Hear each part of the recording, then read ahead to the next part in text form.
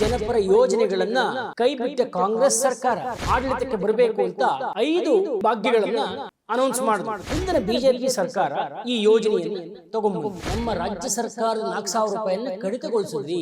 ಅಲ್ಲಿಗೆ ರಾಜ್ಯದ ರೈತನಿಗೆ 4,000 ರೂಪಾಯಿ ಕೋತಾ 3 ಲಕ್ಷ ಇದ್ದಿದ್ದ ಸಾಲ 5 ಲಕ್ಷವನ್ನು ಮಾಡಿದ್ರು. ಆದ್ರೆ ಸಿದ್ದರಾಮಯ್ಯನವರು ಬಂದಿದ ತಕ್ಷಣ ಅದಕ್ಕೆ ಕತ್ರಿ ಹಾಕಿ ಅದು ಯಾವ್ದಾವ್ದನ್ನ ನಿಲ್ಲಿಸಿದ್ದಾರೆ ಅನ್ನೋದನ್ನ ಒಂದೊಂದಾಗಿ ಹೇಳ್ತೀನಿ, ಕೇಳಿ. ನಮಸ್ಕಾರ. ಹೊಸ ದಿಗಂತ ಡಿಜಿಟಲ್ಗೆ ತಮ್ಮೆಲ್ಲರಿಗೂ ಪ್ರೀತಿಯ ಸ್ವಾಗತ. ನಾನು ಶ್ರೀವತ್ಸ. ಇವತ್ತಿನ ವಿಷಯ ಜನಪರ ಯೋಜನೆಗಳನ್ನು ಕೈಬಿಟ್ಟ ಕಾಂಗ್ರೆಸ್ ಸರ್ಕಾರ.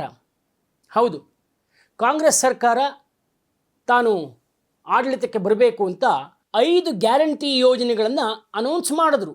ಆ ನಿಟ್ಟಿನಲ್ಲಿ ಕೆಲವು ನಿಜವಾಗ್ಲೂ ಜನಪರ ಯೋಜನೆಗಳನ್ನು ಯಾರಿಗೂ ಗೊತ್ತಿಲ್ಲದಂಗೆ ಅದನ್ನು ನಿಲ್ಲಿಸೇ ಬಿಟ್ಟಿದ್ದಾರೆ. ಅದು ಯಾವ್ದ್ಯಾವ್ದನ್ನು ನಿಲ್ಲಿಸಿದ್ದಾರೆ ಅನ್ನೋದನ್ನು ಒಂದೊಂದಾಗಿ ಹೇಳ್ತೀನಿ, ಕೇಳಿ. ಮೊದಲಿಗೆ ರೈತ ವಿದ್ಯಾನಿಧಿ ಯೋಜನೆ. ಬಡ ರೈತ ಮಕ್ಕಳಿಗೆ ಅಂದರೆ ವಿದ್ಯಾರ್ಥಿಗಳಿಗೆ ಒಂದು ವೇತನವನ್ನು ಕೊಡುವಂಥ ಯೋಜನೆ.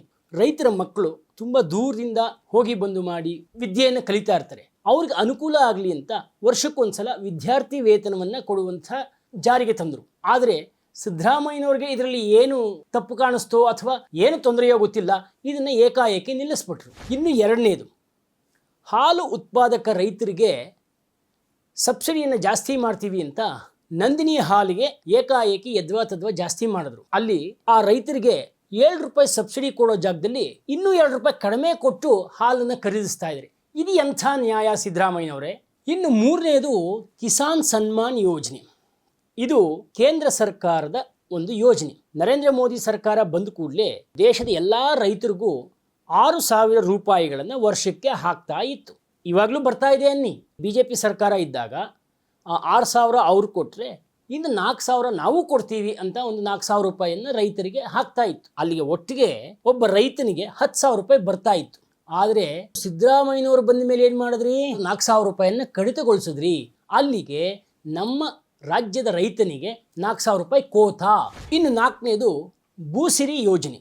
ನಮ್ಮ ರೈತರು, ಎಸ್ಪೆಷಲಿ ಬಡ ರೈತರು ಅಂದರೆ ಸಣ್ಣ ರೈತರು, 1 ಎಕರೆ 2 ಎಕರೆ ಇಟ್ಕೊಂಡಿರೋ ರೈತರು ಯಾವಾಗಲೂ ಕಷ್ಟದಲ್ಲಿರ್ತಾರೆ. ಪಾಪ ಅಂಥವ್ರಿಗೆ ಸಹಾಯ ಆಗಲಿ ಅಂತ 3 ಲಕ್ಷ ಇದ್ದಿದ್ದ ಸಾಲ 5 ಲಕ್ಷವನ್ನು ಮಾಡಿದ್ರು. ಆದರೆ ಸಿದ್ದರಾಮಯ್ಯನವರು ಬಂದಿದ ತಕ್ಷಣ ಅದಕ್ಕೆ ಕತ್ರಿ ಹಾಕಿದ್ರಿ. ಇದ್ಯಾವ ನ್ಯಾಯ ಸ್ವಾಮಿ?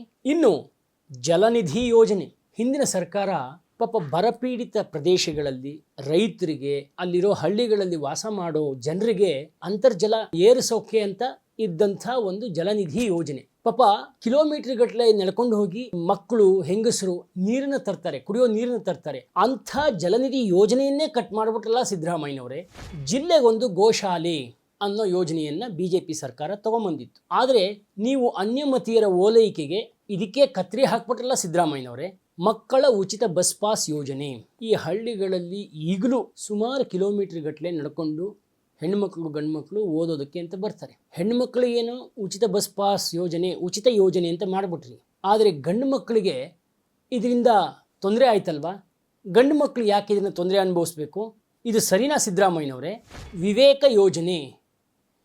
ಕರ್ನಾಟಕದಾದ್ಯಂತ ಸರ್ಕಾರಿ ಶಾಲೆಗಳಲ್ಲಿ ಸುಸಜ್ಜಿತ ಕ್ಲಾಸ್ ರೂಮ್ಗಳನ್ನು ಕಟ್ಟಬೇಕು ಅನ್ನೋದು ಈ ಯೋಜನೆಯ ಉದ್ದೇಶ. ಸರ್ಕಾರಿ ಶಾಲೆಗಳಲ್ಲಿ ಸುಸಜ್ಜಿತವಾದ ಎಲ್ಲ ಕ್ಲಾಸ್ ರೂಮ್ಗಳಿರಬೇಕು, ನಮ್ಮ ಮಕ್ಕಳು ಓದಬೇಕು, ಅವರು ಎಲ್ಲರಂತೆ ಆಗಬೇಕು ಅನ್ನೋದು BJP ಸರ್ಕಾರದ ಉದ್ದೇಶ. ಆದರೆ ಸಿದ್ದರಾಮಯ್ಯನವರು ಇದಕ್ಕೂ ಕತ್ರಿ ಹಾಕ್ಬಿಟ್ರಲ್ಲ ಸ್ವಾಮಿ. ನನಗೆ ಕನ್ನಡ ಬರಲ್ಲ, ಏನು ಮಾಡೋಕ್ಕಾಗತ್ತೆ ಅನ್ನೋ ಶಿಕ್ಷಣ ಸಚಿವರು ಇರೋವಾಗ ಇಂಥದ್ದನ್ನೆಲ್ಲ ನಾವು ನೋಡ್ಕೊಂಡು ಕೂತಿರಲೇಬೇಕಲ್ವಾ? ಭಾಗ್ಯಲಕ್ಷ್ಮಿ ಯೋಜನೆ. ಹೆಣ್ಣು ಮಕ್ಕಳು ಸಂಸಾರಕ್ಕೆ ಹೊರೆ ಆಗಬಾರ್ದು, ಅವರು ಬೆಳೆದ ದೊಡ್ಡವರಾದ ಮೇಲೆ ಒಂದಷ್ಟು ಹಣ ಅವ್ರ ಕೈ ಸೇರಬೇಕು ಅನ್ನೋ ನಿಟ್ಟಿನಲ್ಲಿ ಮಾಡಿರುವಂಥ ಯೋಜನೆ ಇದು. ಇಂಥ ಒಳ್ಳೆಯ ಯೋಜನೆ ನಿಮಗೆ ಸರಿ ಬರಲಿಲ್ವಾ ಸಿದ್ದರಾಮಯ್ಯನವರೇ?